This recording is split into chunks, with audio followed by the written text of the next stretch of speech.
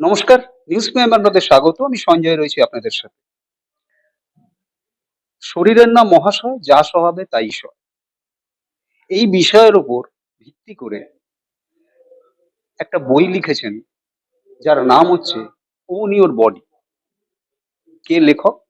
না Padma Bhushan doctor Shiva siren, যিনি gastroenterologist এবং হেপাটোলজিস্ট।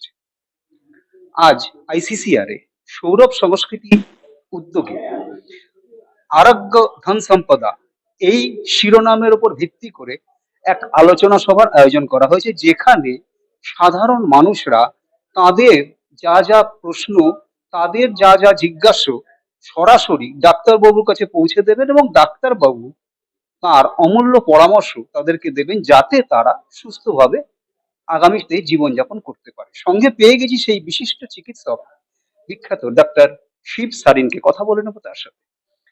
डॉक्टर साहब, सबसे पहले तो न्यूज प्राइम में आपका स्वागत है और न्यूज प्राइम का तरफ से आपको बंगाली न्यू ईयर का हार्दिक शुभकामनाएं। आज नया साल है। आज नहीं, कुछ दिन पहले ही गया है। कुछ दिन पहले गया है। आप तो इतना अच्छा बंगाली बोलते हैं, बहुत ही प्यारी भाषा है। आई विश कि मैंने सीखी होती तो मैं भी बंगाली में बोल सकता, पर अनफॉर्चुनेटली बहुत देर हो गई अब।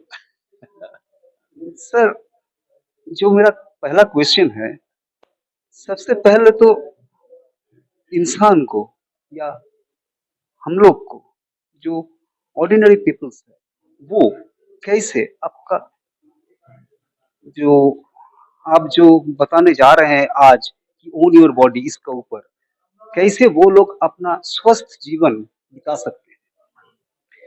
कि ओन योर बॉडी एक बहुत शिद्दत से, बहुत मेहनत से मैंने किताब लिखी, क्योंकि मैं रोज देखता था कि जो मरीज आ रहे हैं उनको अगर पहले पता होता तो शायद वो बीमार ही नहीं पड़ते, शायद वो अपना जिंदगी हेल्दी जीते, डॉक्टर्स के नहीं जाते।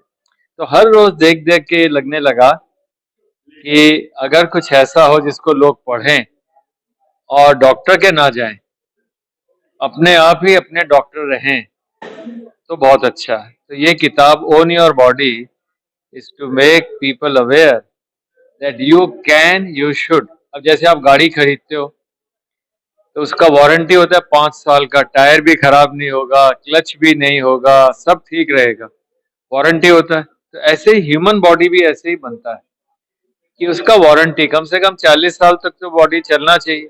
पर वो बच्चों को पहले ही 5 साल में, 10 साल में ही डॉक्टर को दिखा लेते, बीमार पड़ने लग जाते, तो वो ठीक नहीं। तो हमें ये देखना है कि हम वारंटी को एक्सटेंड कर लें, 40 साल की वारंटी को और एक्सटेंड करें, जिससे डॉक्टर के जाना ना पड़े। तो इस किताब में मैंने एक एक जो मरीज आया जिससे मैंने सीखा, 21 ऐसी स्टोरीज हैं। अब जैसे एक लड़का था, वो नौकरी के लिए गया, 24 साल का था, एकदम फिट, पतला दुबला। और जब वो गया तो वहां मालूम पड़ा उसको ब्लड प्रेशर है। तो 24 साल का लड़का, पतला दुबला, उसको ब्लड प्रेशर था, तो बेचारे को नौकरी पे नहीं लेने लगा। तो पता लगा कि भाई उसका खानदान ऐसा था, उसके पिताजी को ये था, माताजी को ये था, पर इस लड़के को तो पता ही नहीं था। तो उससे मुझे लगा कि पतला होना, लोग कहते हैं मोटा आदमी थोड़ा गड़बड़ है, इसको तो होएगी बीमारी, पर पतला आदमी भी जो है, नॉर्मल वेट वाला, उसको भी परेशानी हो सकती है। इसका एक दूसरा एग्जाम्पल, अभी 2 हफ्ते पहले मेरे पास एक लड़का आया, वो 13 साल का था। जब मैंने उसे देखा, मैंने उसको बोला कि भाई तुम मोटे मत होना। अब वो 30 साल का हो गया, अब वो लंदन मैराथन दौड़ के आ रहा था, लंदन मैराथन दौड़ के आ रहा था, 13 साल का, 30 साल का हो गया। मैंने उसको पूछा कि भाई तुम कैसे हो? उसका बीएमआई एकदम पतला, 22 बीएमआई, फिट एकदम।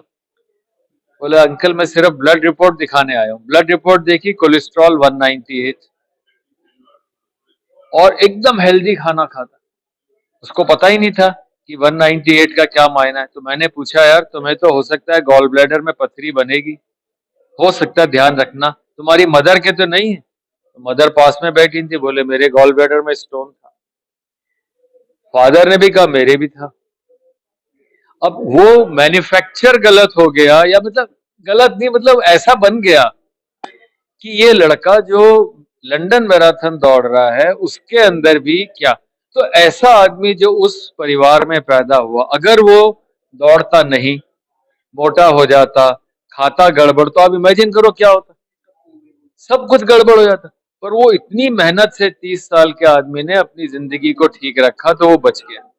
और अगर ये बचा रहेगा तो इसके ग्रैंड चिल्ड्रन हो सकता है बच जाएं। तो इस किताब का ये उद्देश्य है कि आप अपना पूरा परिवार से जो मिल रहा है या मिल गया है उसको समझ लें और आगे गड़बड़ ना जाने दें, अपने आप को ठीक रखें, तो आने वाला खानदान ठीक रहेगा। सर, आप तो एक बहुत महत् काम कर रहे हैं किए कि ये बुक का जरिए, लेकिन यही से मेरा क्वेश्चन है सर, आपको क्या ये नहीं लगता है कि खाली सही तरीके से अपना लाइफस्टाइल चलाने से ही हो सकता है आपको बीमारी नहीं होगा? क्योंकि आज का दौर में जो रैट रेस है, जो स्ट्रेसफुल लाइफ है, जो कंपटीशन का दौर है, यहाँ पर आदमी कहाँ तक स्वस्थ रह सकता है? बिल्कुल, कंपटीशन से तो बीमारी का कोई रिश्ता ही नहीं है, ना स्ट्रेस से बीमारी का कोई रिश्ता है।